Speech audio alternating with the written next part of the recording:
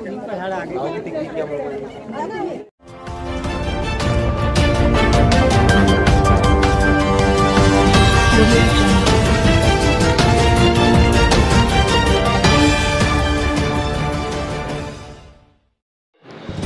पेटी मिळवण्यासाठी कामगारांचा लागल्या लांबच्या लांब रांगा।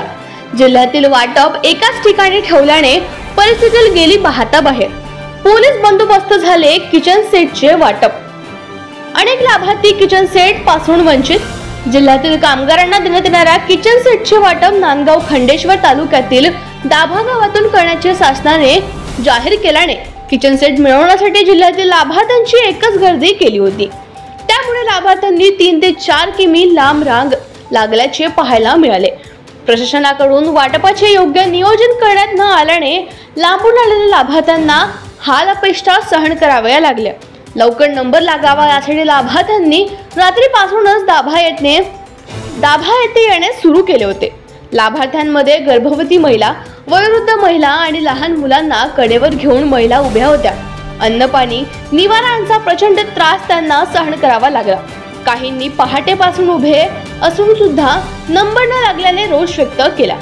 यानंतर संतापलेल्या बांधकाम कामगारांसाठी किचन सेट वाटप तालुकावर व्हावे। प्रत्येक तालुक्यात वेगळे केंद्र ठेवले पाहिजे। संपूर्ण जिल्ह्याला एका गावात खेचणे हा अन्याय आहे अशी मागणी केली। या दरम्यान परिस्थिती हाताबाहेर जाण्याची शक्यता लक्षात घेता प्रशासनाचा मोठा ताफा घटनास्थळी दाखल झाला। पोलीस बंदोबस्त तैनात करून गर्दीवर नियंत्रण ठेवण्याचा प्रयत्न केला गेला। बांधकाम कामगार विभागामार्फत काही लोकांना आज 4 तारीख दिलेली होती भांडे वाटपासाठी। इथं पण आल्यावर बाया, कोणी बाई सकाळी 3 वाजेपासून, कोणी सकाळी 5-6 पासून इथं उभी आहे। 12-12, 15-15 तास आज इथं झालेले आहे। उपाशी पोटी बाया उभ्या आहे।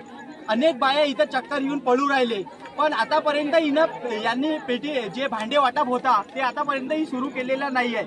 यांनी एका ठिकाणी 6000 लोक बोलवले आहे और सकाळपासून आता फक्त 60 ते 70 लोकांना पेटी वाटप केलेली आहे। यांचं नियोजन शून्य आहे। एकीकडे महाराष्ट्र शासन म्हणते हे आमच्या लाडली बहिणी आहे, पण याच लाडली बहिणी सकाळीपासून भर पावसाळ्यात किचनमध्ये 12-12 तास पासून उभे आहे।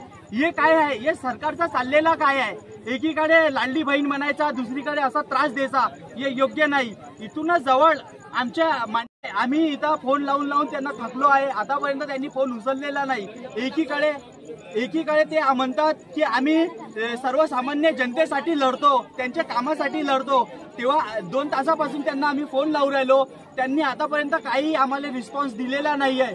आता रात्र झालेली आहे। इथं पहा तुम्ही, पूर्ण जंगल आहे, अंधार पूर्ण आहे। इथं 1000 पेक्षा जास्त महिला आता सध्या इथं उपस्थित आहे। तरी पण आता कधी रात्री पाणी पडू शकते, अंधार आहे। महिलांना पाणी प्यायची सोय नाही। आता त्यांचा सर्वात मेन म्हणजे रात्र झालेली आहे। इथं त्यांच्या सुरक्षेचा मुद्दा इथं निर्माण झालेला आहे।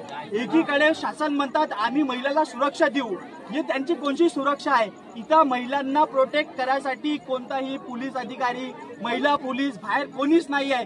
जर का इथं काही अनहोनी घटना घडली तर याले जबाबदार कोण राहणार? शासन याले काही झाला तर या गोष्टी पडले। इथं सकाळी 6 वाजता काही लोक रात्री 12 पासून आलेले आहे। हे लोकांनी काहीच व्यवस्था नाही आहे। त्या लोकांची त्याच्यात अजून आम्हाला म्हणजे घरी वापस जा, तारीख आम्हाला देऊन दिली ना। आम्ही म्हणजे पटल्याचं 500-600 हजार आमचे पैसे सगळे गेले एवढे, आणि आम्ही घरी वापस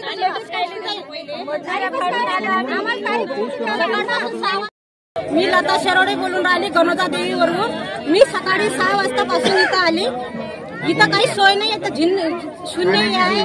पण हे गाणं, हे माती, आम्ही 6 वाजतापासून पूर्ण पयात हे उभं राहिलो। एवढी पब्लिक आहे, इथं काहीच नाही। आम्हाला सकाळपासून पाणी प्यायला नाही, ना जेवायला नाही, काही नाही। 4-5 बाया बिमार पडल्या, चक्कर येऊन। इथं काहीच सोय नाही आहे। आणि अंदर लोक गेले, सगळे माणसं गेटवरून वरून गेले, आणि लेडीज सगळं बाहेर आहे। इथं काहीच सोय नाही, अंधार आहे। माणसाची सोय नाही, साऱ्या घरात आता कुठं गेलं सरकार? मतदान असलं तर आमच्या घरी येतात, हनुमान चालीसा म्हणतात, तिथं जाऊन मुंबईला। आता इथं कुठं आहे? भांड्याची तारीख आमची आजची भांड्याची होती ना, मग आजची तारीख गेल्यावर आम्हाला उद्या भेटत नाही ना तारीख। 3 बाया पडले कसा चांदूर रेल्वे जिल्हा अमरावती कामगार ऑफिस मध्ये 4 तारीख दिली, तरी येईन आमची सोय नाही केली. आम्ही 2 वाजतापासून इथं हजर आहे, तरी आम्हाला खाण्यापिण्याकरता पाणी पिण्याकरता काही व्यवस्था नाही. आणि आता रात्रीचे 10 वाजले तरी आता परत जायला सांगतात, आम्ही कशाने जावे. आणि काही बाय चक्कर येऊन पडलेल्या आहे, काही थांबलेल्या आहे. ही आमची काळजी घेत नाही. त्यांना जर आम्हाला भांडे द्यायची नव्हती तर आम्हाला बोलावलं कशाला इथे. 4 तारीख सर्व अमरावती जिल्ह्याला दिली. अमरावती जिल्हा लहान आहे का? भांडे घेतल्याशिवाय आम्ही इथून जाणार नाही. भांडे घेतल्याशिवाय